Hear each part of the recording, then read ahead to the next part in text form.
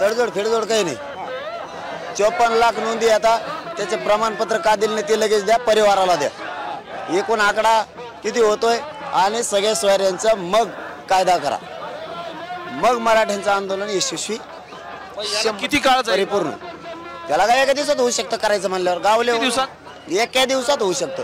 गाव लेवलवर त्यांचे अधिकारी आहेत, गावापासून मंत्रालयापर्यंत एका दिवसात होऊ शकतं. तुम्ही 20 जानेवारीला निघाल्यापासून जरी केलं असतं तरीही आत्तापर्यंत पहिल्या दिवशी तुम्ही यादी लावा, दुसऱ्या दिवशी अर्ज भरून घ्या, तिसऱ्या दिवशी प्रमाणपत्र वाटा, होऊ शकतं.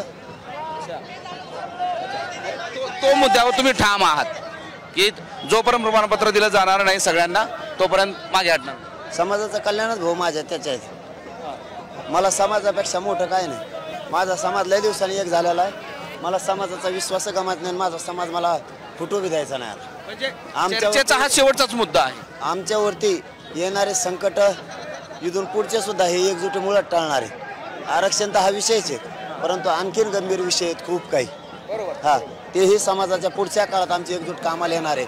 नुसतं आरक्षण सुटला म्हणजे पुढचे प्रश्न संपले असं नाही आहे. पुढं आमच्या समाजावर लय संकट येतात, ते परतून लावायचं असले तर आम्हाला एकजूट असं ठेवणे. त्यासाठी समाज महत्त्वाचा, सरकार महत्त्वाचं नाही. तुम्ही म्हणता ते बरोबर आहे, पण शेवटी काहीतरी कुठल्या तरी निर्णयावर येणं अपेक्षित असतं आणि ते निर्णयावर येण्यासाठी या सगळ्या गोष्टी कराव्याच लागतात. मग आता तुम्ही इकडून ते तिकडून बोलताना मुंबई गाठील, हे असेच मराठी सहभागी होतील, असाच काळ जाईल असं वाटत नाही का? आम्ही संघर्षच करणार.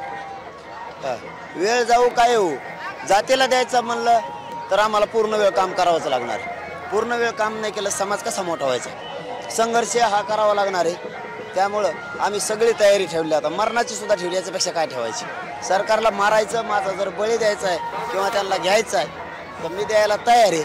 पण पुढचं विषय तुम्हाला त्याच वेळेस कळेल आणि तुम्ही कळून बी घ्यावं. तुमच्या पोलीस बांधवांना विचारा, रस्त्यानं लोकांची काय शक्ती आणि मराठ्यांचे काय शब्द आहेत हे फक्त त्यांना विचारा. असं रक्त सळसळ केल्यासारखं मराठे तुटून रोडवर आलेत आणि मराठा आरक्षण आणि मराठा आरक्षणच करतात फक्त.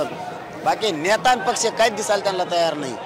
याच्यात तुम्ही भरडून जाऊ नका, ही आमच्या माध्यमातून विनंती आहे मला. सरकारने भरडू नका, आमचा हक्काच आहे ते द्या. नसता इथं सगळ्याची खरडपट्टी होणार आहे, सगळ्यांची, कोणाला सुट्टी राहणार नाही. इथं त्या लेकरा पुढं आता काहीच बघत नाही ते. आणि मी कोण आहे? मी लेकरूच या समाजाचं, म्हणून तर मरायला निघालो. तुम्ही बळीन पिळीन असं हल्लान फल्लान करायचा डोक्यात आणताल. तुमच्या आयुष्यातली चूक आणि आयुष्यातून माघार. देश विदेशातील प्रत्येक घडामोडींचे लाईव्ह अपडेट मिळवण्यासाठी आता साम टीव्हीच्या सर्व सोशल मीडिया प्लॅटफॉर्मला लाईक, फॉलो आणि सबस्क्राईब करा. तसंच सर्व नोटिफिकेशनसाठी बेल आयकॉन प्रेस करायला विसरू नका.